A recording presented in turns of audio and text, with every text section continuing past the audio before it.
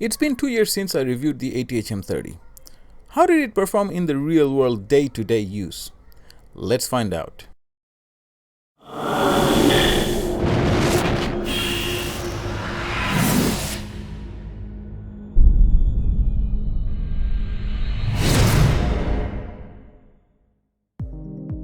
So let's quickly introduce the Technica ATH-M30. Technica calls it closed-back dynamic stereo monitor headphones. Let's quickly look at the specifications. It is closed-back headphone. The driver diameter is 40 millimeters, and going further down, the impedance is 65 ohms. I will be referring back to these figures further along in the video. So why is this video being made after 2 years? Well, there is a good reason behind it.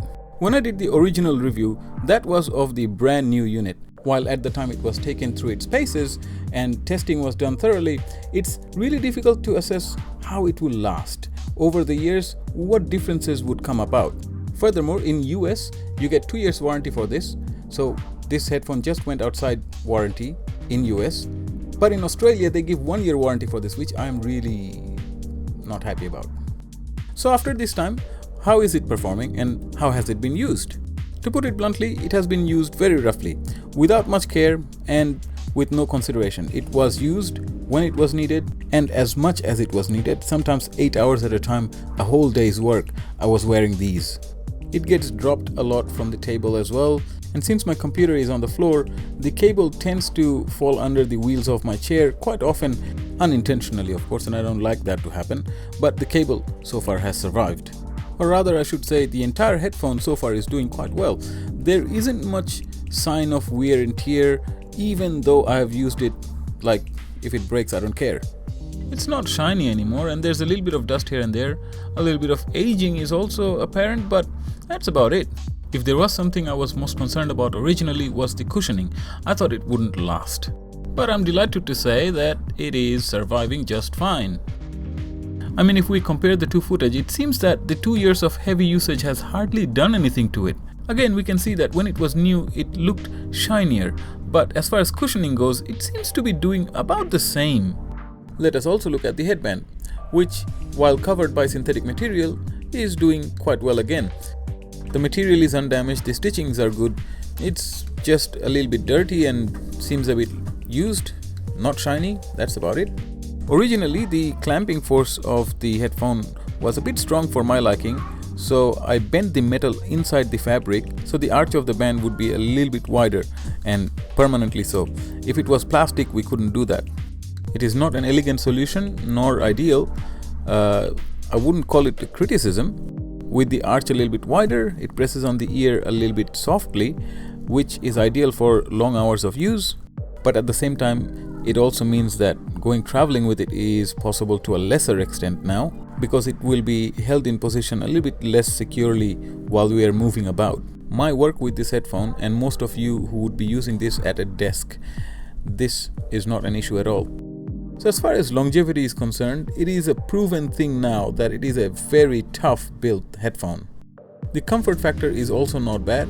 With minor adjustment, yes, I have used the headphone many times over 4 hours to 8 hours. Using it for long hours is not a problem, and it's not something I think about. I have to do some work, I put on the headphone, get the job done as long as it takes. Or watch movies or media consumption in general, no problems there. For sake of comparison, if I were to mention the Beats Studio 2.0, the combination of plastic headband and design of ear cups makes it extremely uncomfortable past 2 hours of use. Clamping force is an important thing to consider if the intended use exceeds few hours.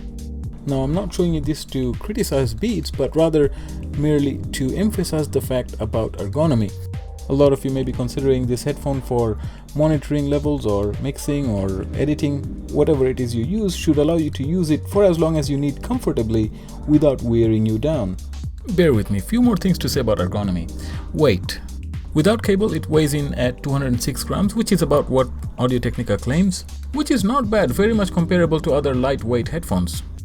But the total weight with the cable is 275 grams. And this extra weight hangs from the left ear cup. It's not necessarily a deal breaker, but I am frequently aware of this disbalance. Generally, the 3-meter cable, I keep it curled up in a bunch like this, but the cable is of fantastic quality. I did mention that I roll over my chair quite frequently over this. It survives just fine. Some may be inclined to think that this is for shielding against EMI, but engineers probably didn't care about that. That's for urban myth and marketing hype. However, the reinforced connector tells the story that the whole lot is built to last. Originally, when new, this is how it looked, but after 2 years of punishment, it got stretched a little bit. Functionally, it's still at 100%. There is no sign of damage whatsoever. What does it sound like? Well, first off, let me get it out of the way by saying that with portable devices, it works just fine and you'll have a decent experience. Full stop. I've already mentioned that portability isn't a strong point of this headphone, and definitely you're not going jogging with this. Now, if we throw in even half a decent sound card into the mix, this story begins to take shape. You see, that's where the headphone begins to feel at home. Mixing, monitoring, editing, that's the kind of stuff we'd be doing with this headphone. And for those reasons, I found this headphone to be a fairly useful item, and here are some of the reasons why. A lot of mainstream headphones have impedance of about 30 to 40 ohms. This headphone here has impedance of 65 ohms. This helps suppress the system noise a little bit better, but in comparison should sound a little bit less loud. Having said that, this is not a quiet headphone either. At the driver level, it has been measured to reach up to 100 decibels, and that is loud, more than sufficiently loud. With regards to frequency response curve, we have a fairly smooth line all the way up to 3K. The curve leaves the plus minus 5 decibel range just a few times and for a short while. It is also interesting to note that when I increase the volume and run the same test, the signature to a great extent remains just about the same. There are some minute differences near the end of the spectrum, but if someone is using the headphone at a lower volume and someone is using it at a higher volume, they essentially are getting the same quality and sound signature at different volume levels. Now, there's more to the story than the frequency curve alone.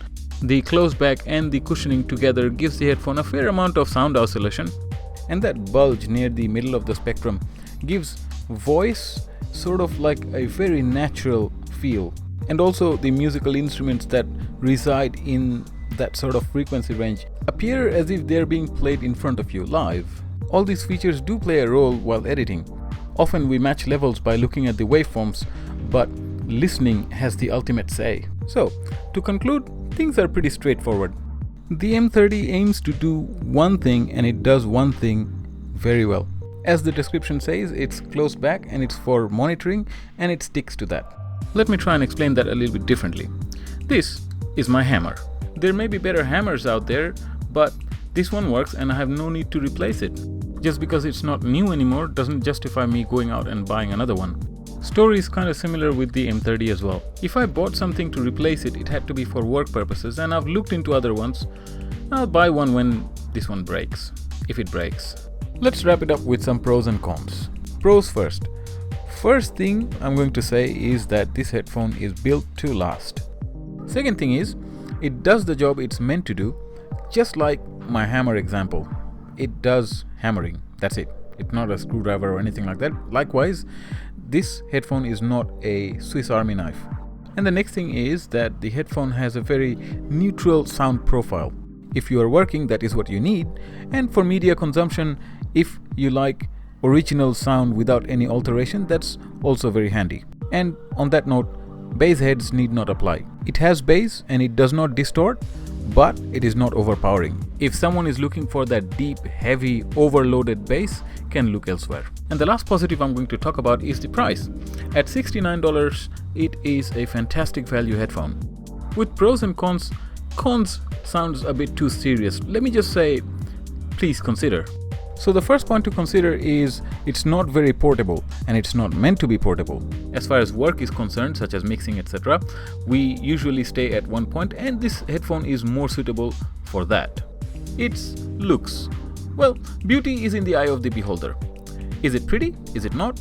That's your opinion. For me, it works, and that's all I care about. The M30 is not a new headphone, and it may even be facing end of life. At the time of making this video, it is still available, but that may not be the case after a while. Mind you though, the M30X is not the same headphone, the specifications are different. And my final point, which is truly a negative, like I'm severely upset, is the warranty bias. Different countries get different warranties. Sure, in United States the warranty is 2 years. However, here in Australia that's 1 year, and I cannot possibly bring myself to agree with that. Well, that's about as much I had to say as far as the review is concerned. On a personal note, me as a long-term user of this product, am I satisfied? Well, yes. It didn't cost an arm and a leg to begin with. It is very durable, and it continues to be useful to me on a daily basis. Thank you for watching this video. I hope you have enjoyed it.